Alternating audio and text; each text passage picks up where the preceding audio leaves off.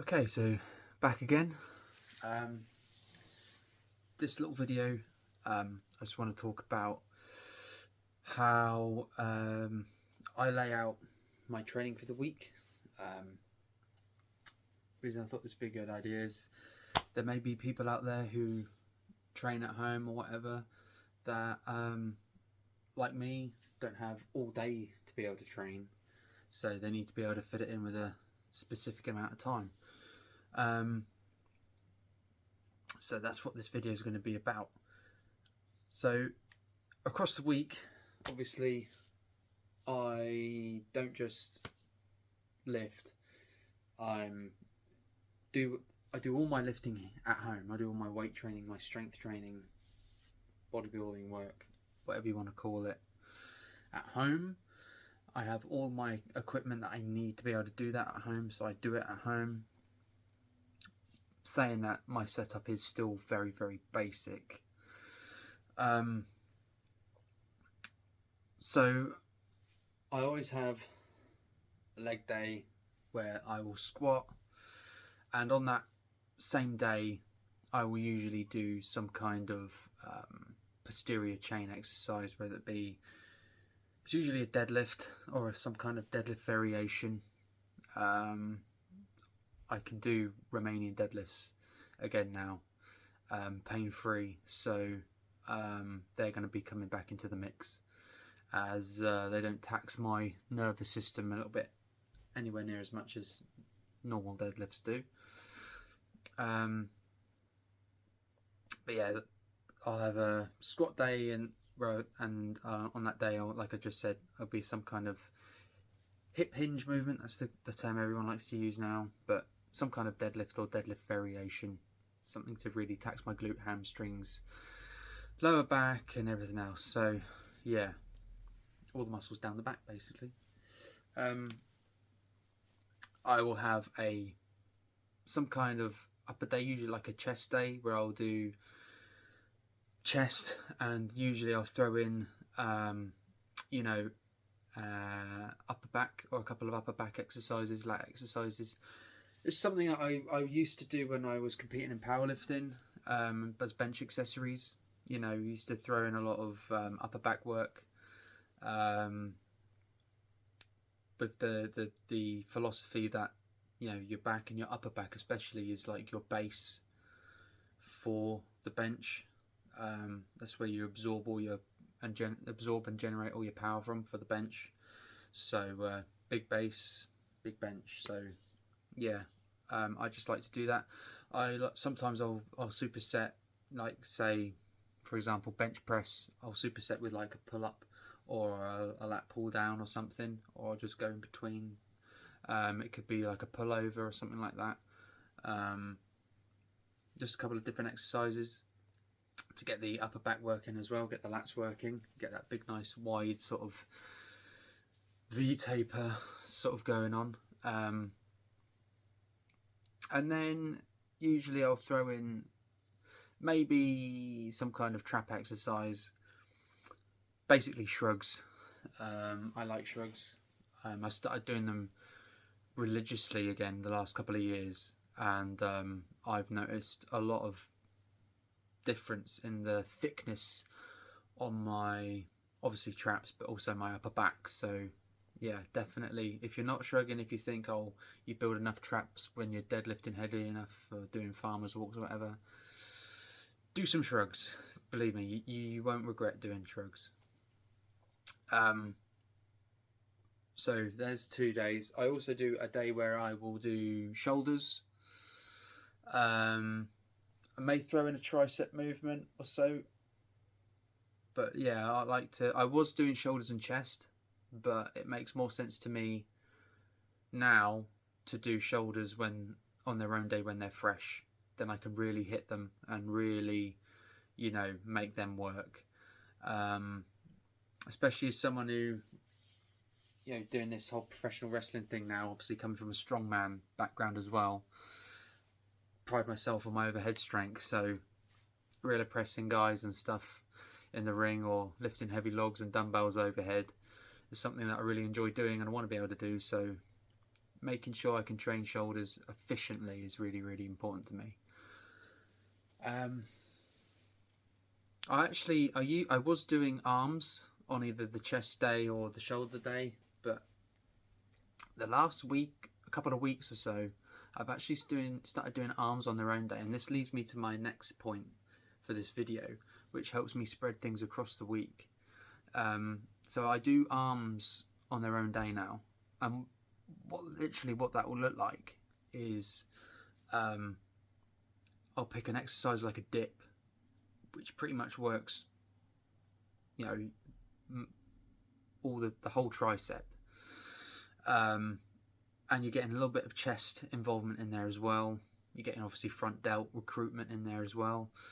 If you go deep enough, I'm not lying, I like to go deep on my dips. I like to go really deep into the stretch, pause, sit there in a stretch position for a good second or two, and then come up as explosively as possible and really flex at the top.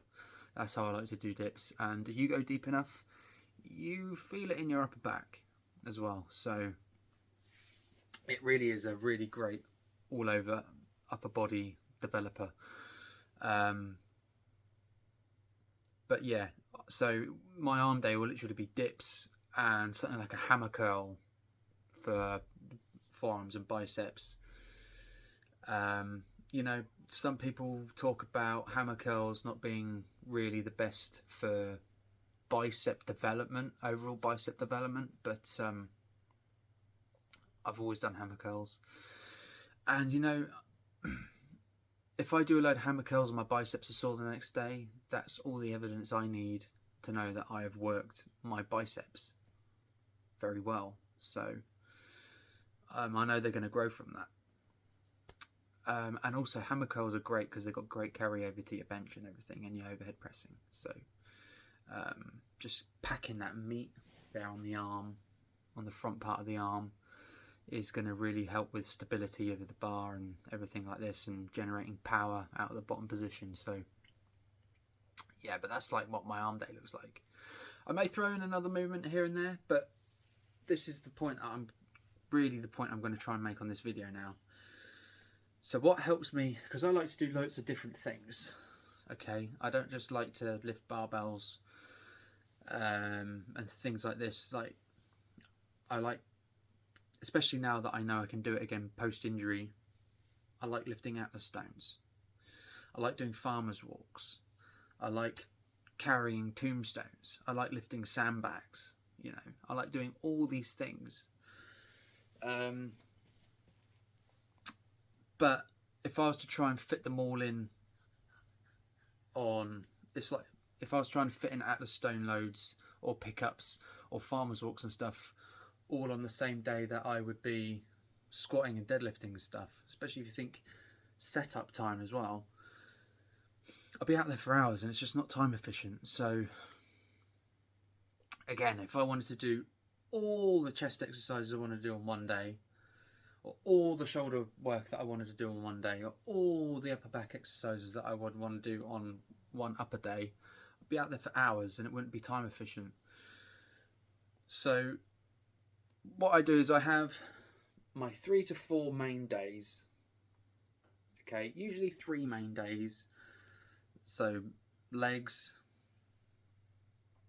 which I'll do, for example, just call it quad and hamstrings.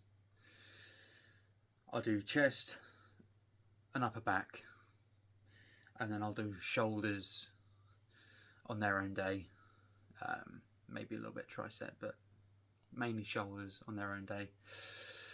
And then throughout the rest of the week, I'll sprinkle in little mini workouts. They may only be 20 minutes long at the most. But what they do is I'll pick an exercise, like today, it'd be like a seal row with a dumbbell, because I want to train my upper back. But I haven't got too much time to do it, because I want to try and get other things done as well. So I pick one exercise. Like I said, for me, this is going to be a seal row with a dumbbell, or the way I'm doing it at the moment is actually, the Vince Gironda dumbbell row. I do 8 sets of 8. You can also do 10 sets of 10. I also like doing 10 sets of 10. And that's it. And I may do one after exercise afterwards just to flush a ton of blood in there. Just like 1 or 2 sets of like 20 reps. Just to flush a ton of blood in. And that'll be the day done. And trust me, you do 8 sets of 8, 30 seconds rest. Okay, in between sets, 30 seconds rest. Or 10 sets of 10, 30 seconds rest. 1 movement. That is all you need. You'll feel like you've done a ton. And you go around the next day, you'll be tender, you'll be sore. You'll really feel the muscles like you don't get to feel them too often. And it's a great way of throwing in extra days. It's a great way of being able to up your training frequency. And it's a great way of being able to sprinkle in movements throughout the week, crossing over into other days, so you get more complete development on everything, and it doesn't take up too much time. Like a real easy one that doesn't really take much in the way of setup, a pull-up. You know, I'm still trying to build my strength back on free weight pull-ups, so I'll chuck a real light band on there. And I'll do it could be at the end of a squat day sometimes. I'll just go and just finish off with, you know, a few sets of pull-ups, or even at the beginning, I'll just do a couple of sets of pull-ups or something, you know, get that volume in. You can chuck them in at the start of your bench day or whatever. That way you tick it off. Like I said, I do arms on their own day. I do 8 sets of 8 or 10 sets of 10 for dips and hammer curls. Superset them. 30 seconds rest in between. And load the dip belt up as well, additional weight. Man, you get sore after that. Last time I did that workout, my triceps, especially the long head on my triceps especially, but my whole triceps were just, they were so sore. They were sore for about 4 days after that. So I managed to recover in time for the bench day, but yeah, they were sore. So yeah, again, shoulders. On a shoulder day, I'll do presses. I'll maybe do some behind neck presses. I might do an upright row, or for me, I'm trying to get more rear delt development, so I'll do a rear delt movement, but I'll do that as a warm up. So when it comes to the other days, either the arm day even, or the upper back day, or whatever, I'll do a few sets of side delt raises or upright row, and then that's more work for the shoulders that I may be able to sprinkle in throughout the week. Forearms are another one. You know, grip. This video is going to be going on for a bit now, but I'll try and edit it to cut it down.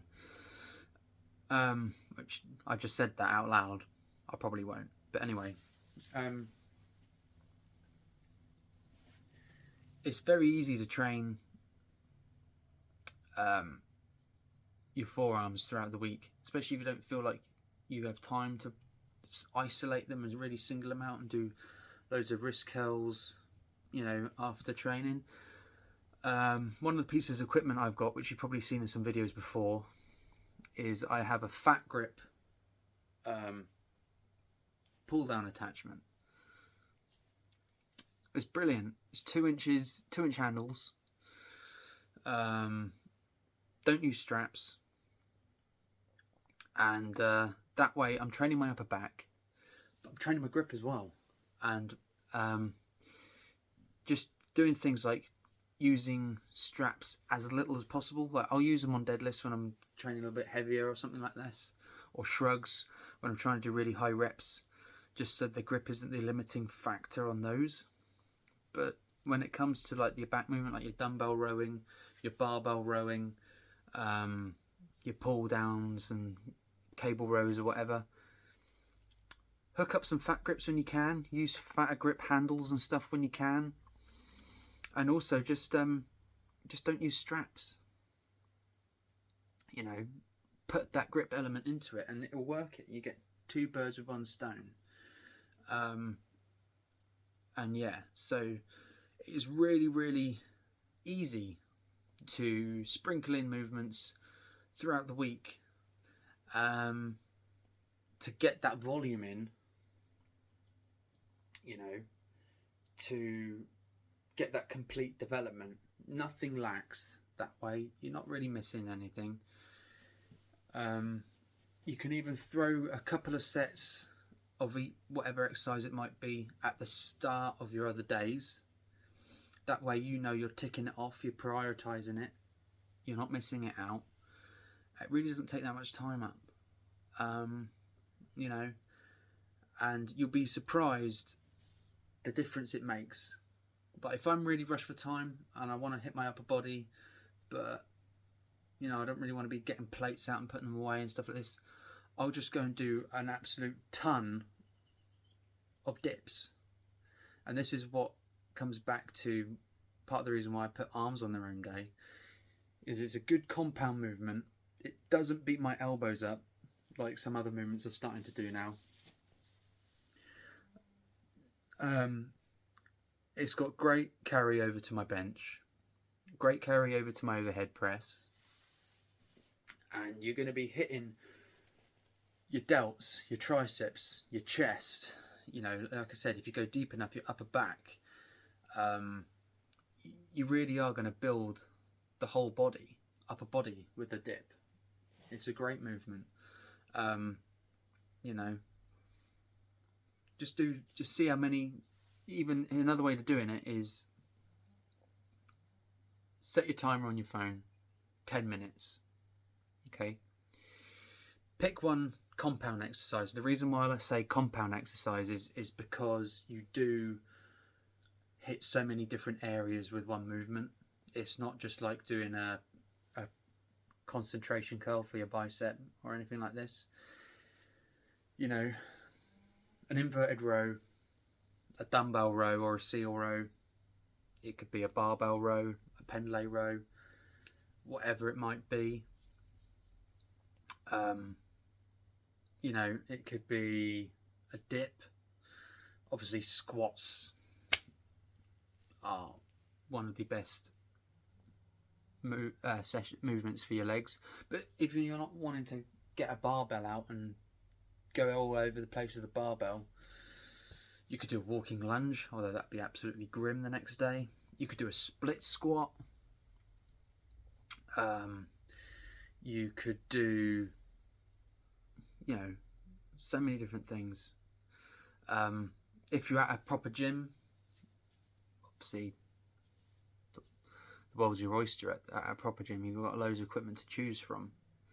But the point there is compound movements, multiple joint movements that are going to hit a ton of different areas at the same time. You're limited for time, so like I said, clock on your phone. Everyone's got a clock on their phone. Time, 10 minutes. Okay, literally, try this. 10 minutes. Pick one exercise. Okay. Do 10 reps, 8 reps, whatever you want to do. 30 seconds rest. Okay, 30 seconds rest. And see within that time how many sets of 10 or 8 or whatever it is you're doing, how many sets you can do within that time frame. Okay, now 10 is, I say 10 because it's a nice big fat round number. It's easy to add up. 10 times tables, like the easiest table to add up. It's not like you're doing sevens or something and you've got to think a little bit about it when you're doing a ton of sets. It's a nice fat even number. Okay, and then just a little tick somewhere. It could be in a logbook. It could be, a little bit of chalk on the floor, on a bench or something. I say chalk because you can clean up chalk. It doesn't leave stains or anything like this. It's not like pen or something like that. But like a logbook, just or whatever you got, just tick it off after each thing. And when that timer goes off at the end of those 10 minutes, that's your training session done. once that happens, count the amount of ticks you got. That will give you how many sets you've managed to do. It'll also show you how many reps you've managed to do. And that's your target to beat the next time you're doing that workout. Okay? And I'm telling you now, this is something I've started doing the last couple of years or so. And I think it's what's helped me put size on, but also when I've been in times of calorie deficits and stuff, really help maintain strength and maintain size in areas. And yeah, that's how I recommend it. You filter those in when you can throughout the week. You still have your main days where you do your benches, you do your squats, you do your deadlifts, you do your overhead presses and things like this, when you have the time to do them. And when there's the days where you're like, I need to get a session in here, but I've got to pick the kids up, I've got to go do some shopping, I've got to, if you've got like a shift pattern, I need to go and cover for work now or whatever, but I need to get a session in, or I need to go do this. Then this is what you do, okay? 1 exercise, 2 at the most, okay? Superset if you're doing 2. I'm not going to lie, saying that, you could do 3. But obviously you're looking for time efficiency. But you could even do like big trisets every 30 seconds, one to the other stations. And, again, set that timer on your phone, see how many times you can get through it. Make your own little gauntlet. I've got my own little shoulder gauntlet, upper body gauntlet that I do. It's absolutely brutal. See how many times you can go through it. And whatever you finish on, that is your target to beat for the next time you go around. Filter those little movements in where you can. They're your go-tos for when you're struck for time, okay? Who hasn't got 10 minutes, okay? 10 minutes out of the day, okay? Think of how long it takes to cook something like rice and stuff. Okay, you go put the rice on, you can go outside, you can get a workout in 10 minutes while the rice is cooking, It doesn't take too long, and you'll be surprised the effects it gives you. You'd be really surprised about how much progress it can help you make, and the development you get and the strength you get. It's like, guys like Rick Boogs would say, it's a golden tidbit. But it is. I mean, you're working around your schedule. You're finding a way to fit it in and make it work for your own personal situation. Okay? Not everybody has an hour or 2 hours to go and be a gym rat. But I guarantee you everybody's got 10 minutes. Okay? And if you don't have equipment at your house, you can do this with push-ups. You can do this with bodyweight squats. I haven't got it near me, I don't think. But get a deck of cards. Okay, get a deck of cards. Take each number for each deck of cards. Keep the jokers in. Don't take the jokers out. And give them a little shuffle. Put them on the table. Okay, this is another great one if you're travelling and you're not somewhere where there's any gyms or anything. Take a deck of cards, and now you can make a different exercise for whatever house it is. Okay, allocate an exercise for a house, or what I do, which is just horrible. Whatever number it is, you do that amount of push-ups, sit-ups. You could also do leg raises if you want. Bodyweight squats. Okay.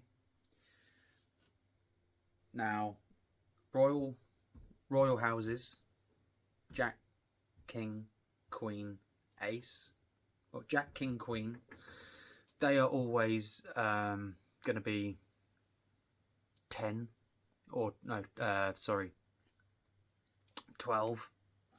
Okay, 12 or 13, whatever you want. Ace, 15, and if you get a joker, it's 20 of everything. Okay, you'd be surprised. You go through the whole deck, you do it as quick a time as possible. Real minimal rests. The only time you're really resting is when you're flipping the card over. Okay, time yourself, see how long it can take you to get through it. Each time you complete it, that is your target time to beat. Okay, it works out at over 420 reps of push-ups, sit-ups, bodyweight squats. You can even throw mountain climbers, burpees, whatever you want to just torture yourself. But you get some resistance working, some strength working, you get volume, you get cardio, conditioning, all of it, all in one. So there you go. A bit of a scramble video. I know I like to sort of babble. I get lost on tangents, you know. But I hope this has given you an idea of how I split up training sessions so I can do all the movements that I want to do without feeling pressured to be in the gym for hours every day. That's just not feasible for me. If you're someone with a busy schedule, yeah, mini sessions, little 10-minute sessions. Pick 1 or 2 movements, compound movements, okay? Put a timer on your phone. See how many times you can do. See how many sets you can do within that time frame. Next time you go out back into the gym and to do that session, that's your target to beat. And then do your main sessions, your bench press sessions, your squats, your deadlifts, your big barbell, dumbbell, and machine movements on the days that you have more time and you can afford to spend more time training in the gym. There you go. Remember, there's no limitations. There's no setbacks. There's just excuses. That's it. That's what it's all about. Fight it into your day. Get the work done. No excuses. Valor and iron. See it, do it, be it. Like this video. Leave a comment. Tell me what videos you want to see. It helps me. And let me know if you try any of this stuff. Okay, I'm telling you, you're not going to regret it. Okay, you're not going to regret it. The only thing that you're going to feel bad about is the amount of DOMs you have the next day. But you're not going to regret the results that it gives you. Let me know if you try it. Leave a comment, tell me what you want to see. Give this video a thumbs up like I said. Subscribe to the channel. Let's get this channel growing. Come on, man. Come on!